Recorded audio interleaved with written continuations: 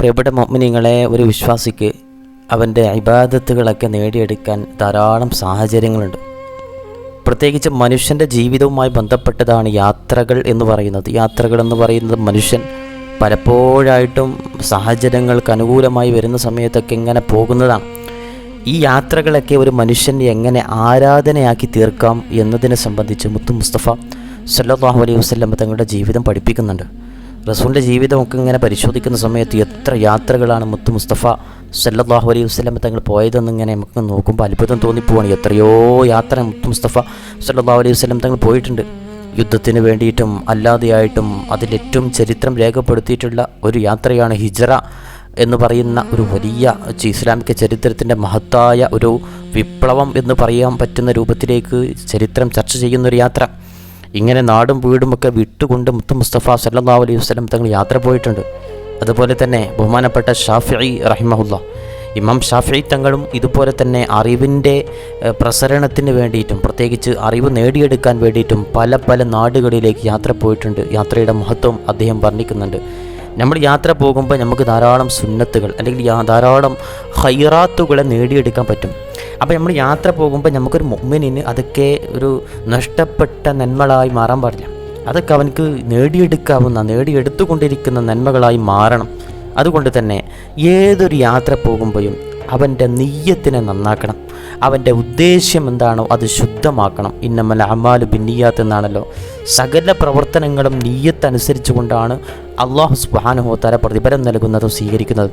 അതുകൊണ്ട് യാത്ര, അതായത് ഹലാലായ ആവശ്യങ്ങൾക്ക് വേണ്ടിയിട്ട്, അറിവിന് വേണ്ടിയിട്ട്, നല്ല നല്ല ബന്ധം നിലനിർത്താൻ വേണ്ടിയിട്ട്, ദഅവത്തിന് വേണ്ടിയിട്ട്, ഇങ്ങനെ നല്ല യാത്രക്ക് വേണ്ടിയിട്ടാണ് തൻ്റെ യാത്ര ഇവിടെ തുടങ്ങുന്നത് എന്നുള്ള ആ ഒരു കരുതൽ അവൻക്കുണ്ടെങ്കിൽ അവൻ്റെ ഓരോ പടികൾക്കും ഓരോ ചലനങ്ങൾക്കും ഓരോ ഹറക്കാത്തുകൾക്കും സകരാത്തുകൾക്കും പ്രതിഫലമുണ്ടാകും.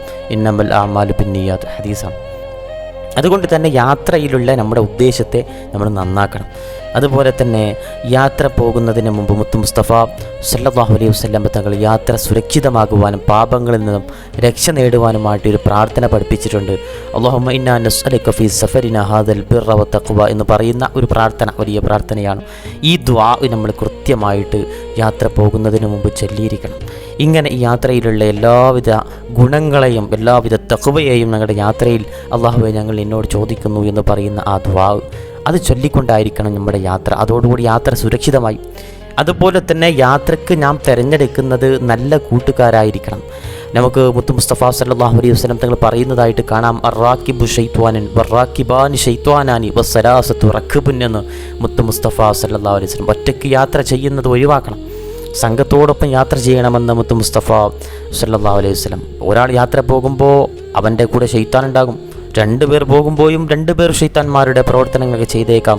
3-ൽ കൂടുതലാകുമ്പോഴാണ് അത് യഥാർത്ഥത്തിലൊരു യാത്രയാകുന്നത് എന്ന് മുത്തു മുസ്തഫ സല്ലല്ലാഹു അലൈഹി വസല്ലം. അപ്പോൾ ഒറ്റയ്ക്കുള്ള യാത്രയ്ക്ക് ഒഴിവാക്കിയിട്ട് സംഘമായിട്ട് നല്ല കൂട്ടുകാരുടെ കൂടെയൊക്കെ യാത്ര പോകാൻ പ്രത്യേകം നമ്മൾ തിരഞ്ഞെടുക്കുമ്പോൾ ആ റസൂലുള്ളാഹി പഠിപ്പിച്ചു തന്ന ആ ഒരു ഖൈറാത്തുകളെ ജീവിതത്തിൽ പകർത്തിയതിൻ്റെ പ്രതിഫലം നമുക്ക് കിട്ടുമല്ലോ.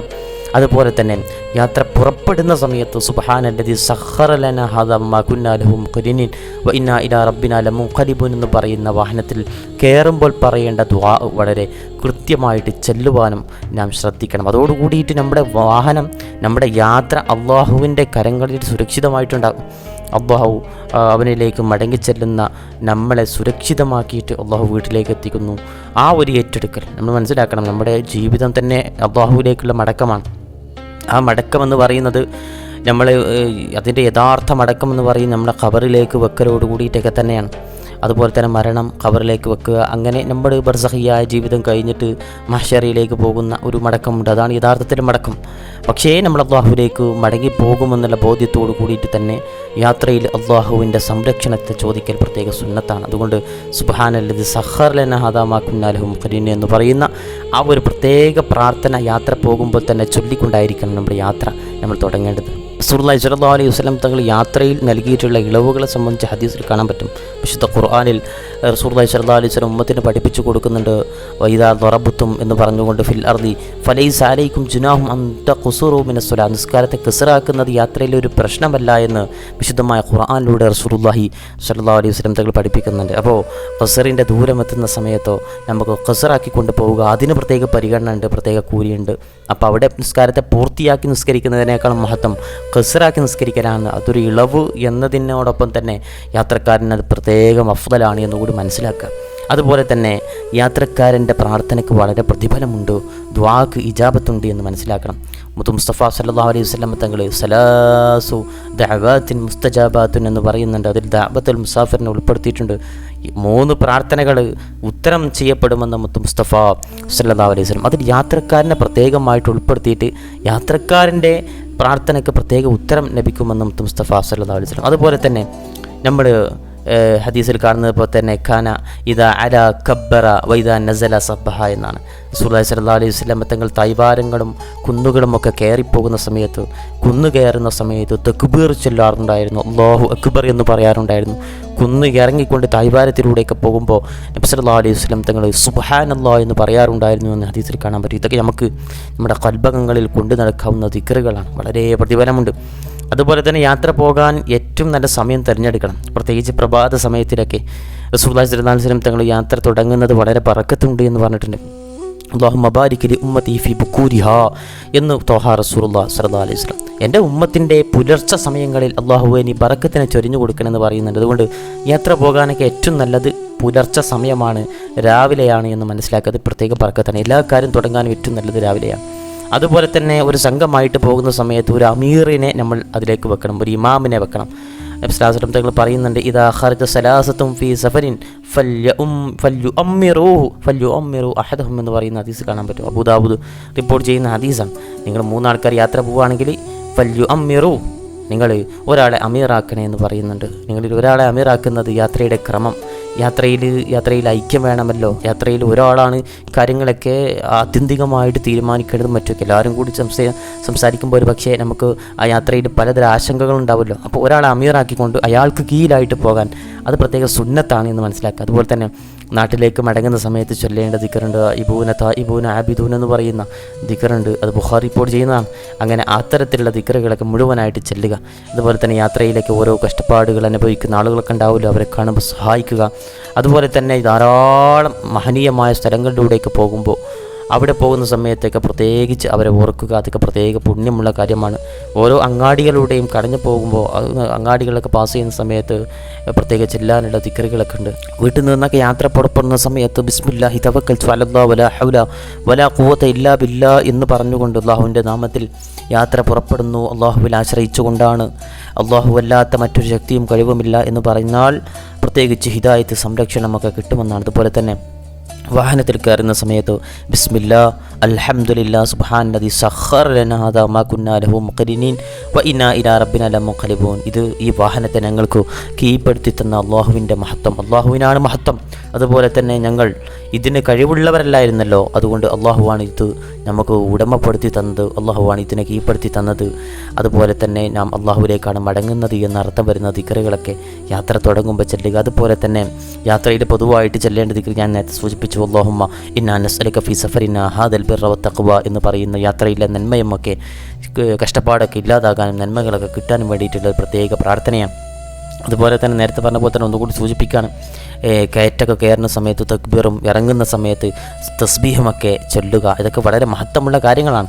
അതുപോലെ തന്നെ രാത്രി സമയങ്ങളിലൊക്കെ ഷെറുകളൊക്കെ ഇല്ലാതിരിക്കാൻ വേണ്ടി ഔദു ബിഖരിമാത്തില്ലാഹി ഹിത്താമാത്തി മിൻ ശർരി മാ ഖലഖ് എന്ന് പറഞ്ഞുകൊണ്ട് എല്ലാവിധ അപകടങ്ങളിൽ നിന്നും സംരക്ഷണം ചോദിക്കാവുന്ന. നാട്ടിലേക്ക് മടങ്ങുന്ന സമയത്ത്, സംരക്ഷണത്തോടുകൂടി മടങ്ങുന്ന സമയത്ത് ഇബൂന ആബിദൂന ലി റബ്ബിന ഹാമിദൂൻ എന്ന് പറയുന്ന ദിക്ർ ചെല്ലൽ അത് പ്രത്യേക സുന്നത്താണ്. അതുപോലെ തന്നെ അങ്ങാടിയിലൂടെ പോകുന്ന സമയത്ത് അതിൻ്റെ മഹത്വമൊക്കെ ഞാൻ സൂചിപ്പിച്ചിട്ടുണ്ട്.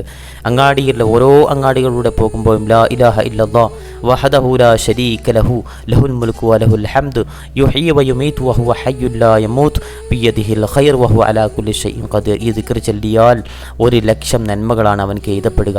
അതുപോലെ തന്നെ 1,00,000 പാപങ്ങൾ മായ്ക്കപ്പെടും, 1,00,000 ദറജ അവനിൽ ഉയർത്തപ്പെടുമെന്ന് മുത്ത് മുസ്തഫ സല്ലല്ലാഹു അലൈഹി വസല്ലം. ഇങ്ങനെ ഓരോ യാത്രയിലും നമുക്ക് എത്ര മഹത്വം നേടാൻ പറ്റുമെന്നാണ് പറയുന്നത്. അതുകൊണ്ട് ഈ യാത്രകളൊക്കെ നമ്മൾ അള്ളാഹുവിൻ്റെ വജ്ഹിന് വേണ്ടി ആക്കുക. യാത്രകളിൽ നിന്ന് നമുക്ക് ലഭിക്കുന്ന ധാരാളം സന്ദേശങ്ങളുണ്ട്. വംശൂഫി മനാകിബിഹ വകുലൂ മിൻ റിസ്കിഹി വഇലൈഹി നുശൂർ. സൂറത്ത് മുൽക്കിൽ അള്ളാഹു പറഞ്ഞതാണല്ലോ, യാത്രയൊക്കെ പോകണം, അവിടെ കാണുന്ന കാഴ്ചകളൊക്കെ കാണണം, അള്ളാഹുവിലേക്ക് മടങ്ങും എന്നുള്ളൊരു ബോധ്യം നമ്മളിൽ വേണം. പ്രപഞ്ചമൊക്കെ കാണണം. അള്ളാഹുവിൻ്റെ അജായിബിനെ കാണുന്ന സമയത്ത് സുബ്ഹാനല്ലാഹ് എന്ന് പറയുന്ന സുന്നത്താണ്. അള്ളാഹുവിനെ വലിയ പരിശുദ്ധവാനാക്കുന്നു എന്ന് പറയുന്ന അള്ളാഹു അക്ബർ എന്ന് പറയുന്ന അള്ളാഹുവിനെ ഉന്നതനാക്കിക്കൊണ്ടുള്ള ദിക്ർ സുന്നത്താണ്. ഇങ്ങനെ അള്ളാഹുവിൻ്റെ അജായിബുകളെ കാണാൻ വേണ്ടിയിട്ടുള്ള യാത്രകളൊക്കെ സുന്നത്തായതുകൊണ്ട് യാത്രകളൊക്കെ പോകണം. അതിൽ എത്രയോ നന്മകൾ നമുക്ക് നേടിയെടുക്കാൻ പറ്റും. അള്ളാഹു നന്മകളൊക്കെ നേടിയെടുക്കാനുള്ള തൗഫീഖും ഭാഗ്യവും നമുക്ക് നൽകി അനുഗ്രഹിക്കട്ടെ. യാത്രകളിലൊക്കെ സുരക്ഷിതത്വം വേണമെങ്കിൽ തവക്കുൽ വേണം. പണ്ട് സ്റ്റാർട്ടാക്കുന്ന സമയത്ത് തന്നെ തവക്കുലിൻ്റെ പദങ്ങളൊക്കെ നമ്മുടെ നാവിൽ നിന്നും അതിങ്ങനെ വന്ന് ശീലമാകണം. ശീലമാകാത്തതിൻ്റെ പ്രശ്നമാണല്ലോ. ബഹുമാനപ്പെട്ട നൂഹ് നബി അലൈഹി സ്വലാത്തു വസ്സലാം കപ്പൽ തുടങ്ങുന്ന സമയത്തൊക്കെ ഇത്തരത്തിലുള്ള ദിക്റുകളൊക്കെ തവക്കുലിൻ്റെ പദങ്ങളൊക്കെ ചൊല്ലിയിരുന്നു. ബിസ്മില്ലാഹി മജ്രിഹ വ മുർസഹ എന്നൊക്കെ തുടങ്ങിയിട്ടുള്ള ദിക്റൊക്കെ നമുക്ക് കൂട്ടിച്ചേർത്തുകൊണ്ട് നമുക്ക് നമ്മുടെ യാത്രയെ സഫലമാക്കാം. അള്ളാഹു നമ്മുടെ എല്ലാ യാത്രയും ധന്യമാക്കി തരട്ടെ. പരലോകത്തുള്ള യാത്രയിൽ അള്ളാഹു നമുക്ക് കൂട്ടായിട്ട് മുത്ത് മുസ്തഫ സല്ലല്ലാഹു അലൈഹി വസല്ലം തങ്ങളെ ഒരുക്കി തരട്ടെ. ആമീൻ യാ റബ്ബൽ ആലമീൻ.